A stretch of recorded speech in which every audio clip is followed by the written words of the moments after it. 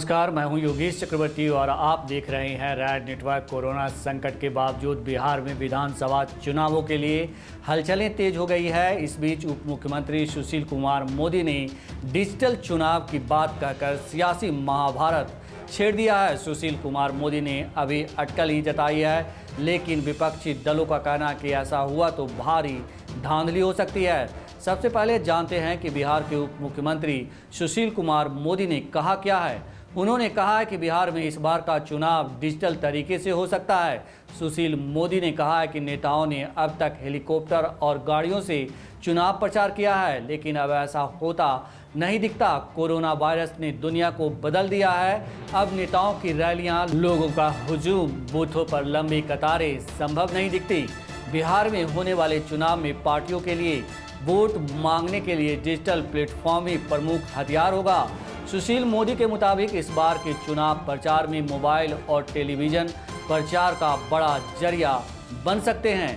सुशील मोदी के मुताबिक हो सकता है कि इस बार मतदाताओं को बूथ पर जाने की ज़रूरत ही न पड़े, वो घर बैठे ही डिजिटल माध्यम से वोट कर सकेंगे, क्योंकि इस कोरोना काल में नए नए तरीके ईजाद होंगे।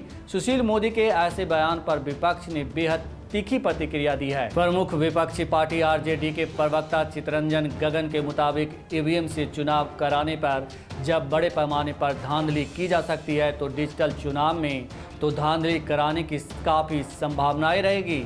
एटीएम हैक हो जा रहा है, डाटा की चोरी हो जा रही है, बड़े पैमाने पर साइबर क्राइम हो रहे हैं। फिर डिजिटल चुनाव को कैसे विश्वसनीय माना जा सकता है? निष्पक्ष चुनाव के लिए बैलेट पेपर के माध्यम से चुनाव होना चाहिए। सिर्फ चितरंजन गगन ही नहीं, आरजेडी नेता मनोज झा ने भी इस बयान पर कड़ी आपत्ति जताई है।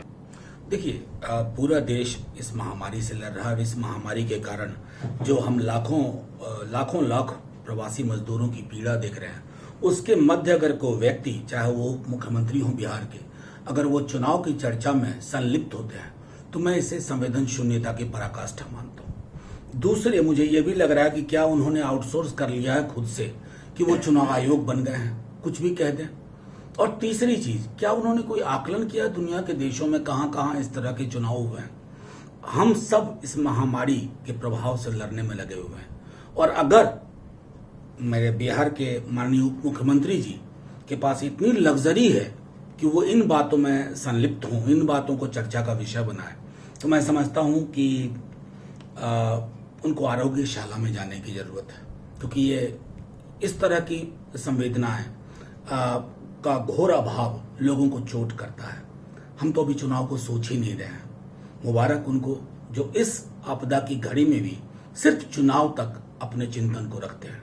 मैं उनको सिर्फ शुभकामनाएं दे सकता हूँ। पूर्व सीएम जीतन राम मांझी की पार्टी हम के प्रवक्ता और नवादा विधानसभा के पूर्व उम्मीदवार धीरेन्द्र मुन्ना ने भी उप मुख्यमंत्री पर तीखा हमला बोला है। उन्होंने जवाब दिया कि वाह, सुशील कुमार मोदी जी पुनः सत्ता प्राप्त हो, इसके लिए नए तरीके पर बीजेपी ने काम कर लिया। गरीबों को वोट से अधिकार से वंचित करके नया नुस्खा अपनाने की कोशिश है ये। सुशील मोदी के बयान पर सबसे तीखी प्रतिक्रिया आरएलएसपी के प्रधान महासचिव माधव आनंद की है। उन्होंने कहा कि सुशील मोदी हमेशा पिछले दरवाजे से विधान परिषद में पहुंचते रहे हैं, वो लोकतंत्र का मतलब ही नहीं समझते हैं। उनकी इन बातों को गंभीरता से लेने की जरूरत नहीं है। सुशील मोदी का बयान सरकार में सहयोगी जेडीयू को भी पसंद नहीं आया है। जेडीयू के प्रधान महासचिव केसी त्यागी ने कहा है कि बीजेपी नेता का यह प्रस्ताव अव्यावहारिक और अलोकतांत्रिक है। उन्होंने कहा बिहार में चुनाव परंपरागत तरीके से ही होना चाहिए। त्यागी ने कहा चुनाव में आप डिजिटल प्रचार करोगे, रैली करोगे या प्रेस कॉन्फ्रेंस करोगे, यह संभव नहीं है। दरअसल इसी साल अक्टूबर नवंबर में बिहार विधानसभा चुनाव होने हैं, लेकिन कोरोना काल को लेकर देश भर का ध्यान इस वायरस से निजात पाने पर लगा हुआ है। इसी वजह से कोरोना के कहर को लेकर ही अभी तक ये साफ नहीं हुआ है कि चुनाव तय समय पर होगा या नहीं।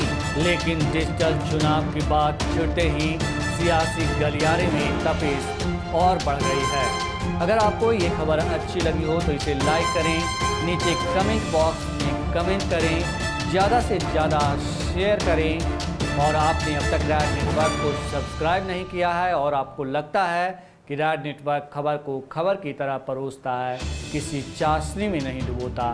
तो रैड नेटवर्क को सब्सक्राइब जरूर करें। नमस्कार।